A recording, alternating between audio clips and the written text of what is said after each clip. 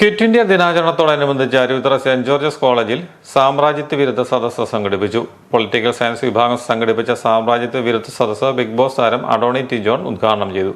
അല്ലെങ്കിൽ നമ്മളുടെ ചുറ്റുവട്ടം അല്ലെങ്കിൽ നമ്മളുടെ പരിസരം അതൊരു വ്യക്തി എന്ന നിലയിൽ മാത്രമല്ല, ഒരു രാജ്യം മുഴുവനായിട്ട് എടുക്കും. നമ്മൾ ഇപ്പൊ പറഞ്ഞ പ്രദേശം അതൊരു രാജ്യമായിട്ട് എടുക്കും. ഇവിടെ എന്തെങ്കിലുമൊക്കെ സഹായ സഹകരണങ്ങൾ അല്ലെങ്കിൽ നമുക്കില്ലാത്തതിനെ അത് നൽകാമെന്നും അത്തരത്തിൽ നമ്മളുടെ ടെക്നോളജിയെ എൻഹാൻസ് ചെയ്യാമെന്നും ഒക്കെ പറഞ്ഞുകൊണ്ട് കുറെ ആളുകൾ വരും. നിസ്സാര ഉദാഹരണം പറയാം. നമ്മൾ ഫേസ്ബുക്ക് ഉപയോഗിക്കുന്നവരാണല്ലോ, അല്ലെങ്കിൽ ഇൻസ്റ്റാഗ്രാം ഉപയോഗിക്കുന്നുണ്ടല്ലോ. നമ്മൾ ഇൻസ്റ്റാഗ്രാമിൽ ഒരു റീൽ അപ്ലോഡ് ചെയ്യുന്നു. ആ ഒരു 100 MB ഒരു വീഡിയോ നമ്മൾ ഇൻസ്റ്റാഗ്രാമിൽ അപ്ലോഡ് ചെയ്യുന്നു. ഈ 100 MB നമ്മുടെ ഫോണിൽ കിടക്കുമ്പോൾ 100 MB സ്റ്റോറേജ് നമ്മുടെ ഫോണിൽ ഉണ്ടെങ്കിൽ ഇത് അപ്ലോഡ് ചെയ്യാൻ നമ്മുടെ ഫോണിൽ ആ വീഡിയോ സ്റ്റോർ ചെയ്യാൻ പറ്റുള്ളൂ.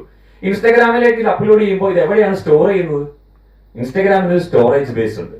അപ്പോ ഇന്ത്യയിലെ 95% കമ്മ്യൂണിക്കേഷൻ ചാനലുകളിലെയും സ്റ്റോറേജ് ബേസ് ആരുടെയിലാണ്? ഫേസ്ബുക്ക് അല്ലെങ്കിൽ മെറ്റ, ഇൻസ്റ്റാഗ്രാം ഇത് യൂസ് ചെയ്യുന്ന ആളുകളിലാണ് ഇതിന്റെ സ്റ്റോറേജ് ബേസ് എന്ന് പറയുന്നത്. ഇതൊരു ദിവസം ഇത് പെട്ടെന്ന് ഇവർ ക്രാഷ് ചെയ്ത് കഴിഞ്ഞാലോ? 2021 വ്യക്തികളുടെ അക്കൗണ്ടുകളുള്ള ഫേസ്ബുക്കിന്റെ വിവരങ്ങൾ മെറ്റ സ്വകാര്യ കമ്പനികൾക്ക് ഹാൻഡ് ഓവർ ചെയ്തെന്നൊരു കേസ് ഇന്ത്യയിൽ വന്നത് നിങ്ങൾ അറിഞ്ഞിരുന്നോ? വിദ്യാർത്ഥികൾക്ക് ഡോക്ടർ അഡോണി പ്രതിജ്ഞ ചൊല്ലിക്കൊടുത്തു.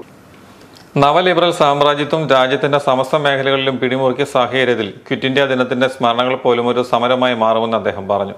ചടങ്ങിൽ college bursar father Biju Konnakkett, college vice principal doctor Jilu Annie John, politics വിഭാഗം മേധാവി ഡോക്ടർ തോമസ് പുളികൻ, പൊളിറ്റിക്സ് വിഭാഗം അധ്യാപകരായ സിറിൽ സൈമൺ തുടങ്ങിയവർ സംസാരിച്ചു.